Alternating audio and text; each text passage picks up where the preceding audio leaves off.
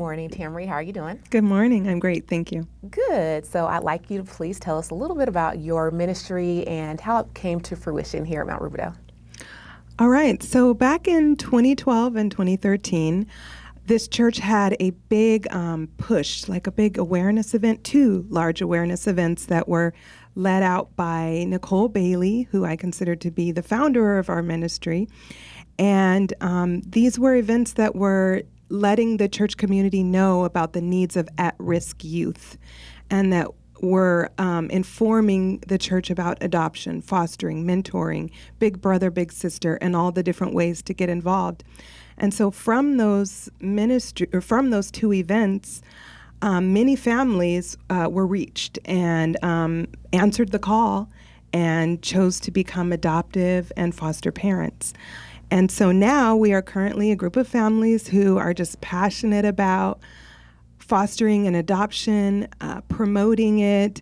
We network with each other. We have a sense of community for the parents, for the children, and we just spread awareness because we want people to know that we're here. This is something that we've chosen for our families. It has been a blessing for us and for the children. Okay, that's excellent. That is really great. So how many families here at Ruberdale are a part of this ministry? So I counted the children, and there have been 25 children, approximately 25 Who've children. been adopted. Who have been adopted or are being amazing. fostered. That is yes. amazing. And some of the families have moved away, but we currently have 10 active families. And that's that I know of. I'm aware that there are more, and so my hope for this November, which is Adoption Awareness Month, is that we can connect with more of the families out there who are adopting, fostering, or who are in the valley of decision about So you all pretty making much that network choice. and support each other and just, take it from there, give each other information. Absolutely, yes. And so we want to know who you are. We want, to connect with more of you because there's strength in numbers. Now, do the families have to adopt or foster to be a part of your ministry? Yes, no, absolutely not. You can support our ministry. It doesn't matter if you aren't fostering or aren't adopting, but just if you share in the passion, for the children, if you understand the need, and if you're willing to share about what we're doing here at Mount Ruberdale.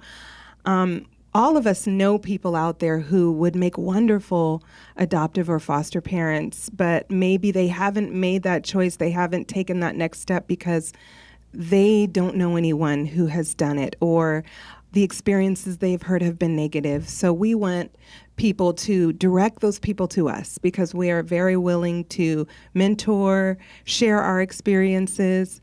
Adoption through the county can be really intimidating, and that's what most of our families have done.